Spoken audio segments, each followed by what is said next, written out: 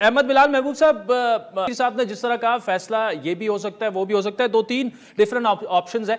ममनुआ funding case में what's the worst can happen, मतलब PTI के खिलाफ क्या ऐसा सख्त फैसला आ सकता है? क्या 62(1) FP इसमें लग सकता है इमरान खान साहब पर या पार्टी के किसी और रहनुमा पर?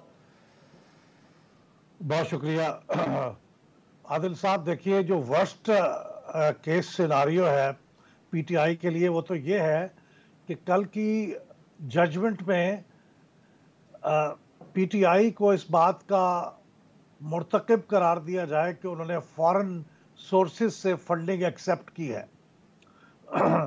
फॉरेन सोर्सेज भी ममनुआ सोर्सेज है ना, तो ममनुआ जी। सोर्सेज में से एक सबसेट है, एक उसका स्पेसिफिक पार्ट है फॉरेन फंडिंग, यानी foreign entities, individuals, companies, governments, इनमें से अगर किसी से वो फंडिंग लेने के जिम्मेदार या मुर्तकब करार पाते हैं तो ये है पीटीआई के लिए वर्स्ट केस सिनारियो, जिसमें इस मरहले पे तो सिर्फ इतना होगा कि उनके वो तमाम पैसे जो उन्होंने इन तमाम प्रोहिबिटेड सोर्सेज से इकट्ठे किए होंगे वो जब्त हो जाएंगे।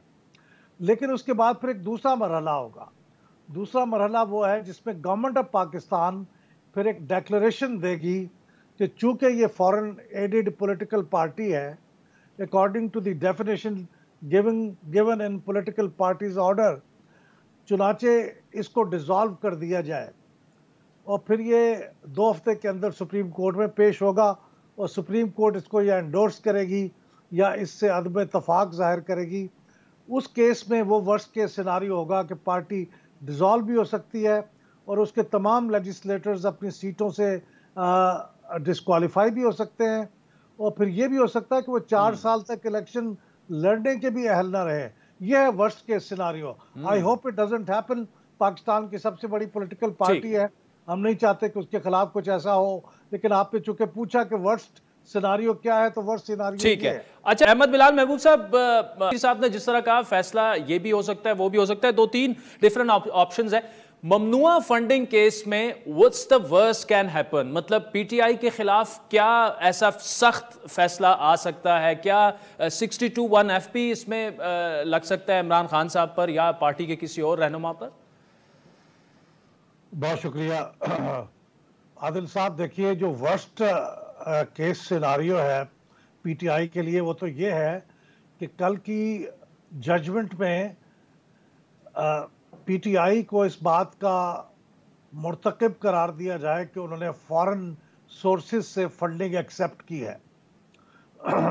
फॉरेन सोर्सेज भी ममनुआ सोर्सेज है ना, तो ममनुआ जी। सोर्सेज में से एक सबसेट है, एक उसका स्पेसिफिक पार्ट है फॉरेन फंडिंग, यानी foreign entities, individuals, companies, governments, इनमें से अगर किसी से वो फंडिंग लेने के जिम्मेदार या मुर्तकब करार पाते हैं तो ये है पीटीआई के लिए वर्स्ट केस सिनारियो, जिसमें इस मरहले पे तो सिर्फ इतना होगा कि उनके वो तमाम पैसे जो उन्होंने इन तमाम प्रोहिबिटेड सोर्सेज से इकट्ठे किए होंगे वो जब्त हो जाएंगे।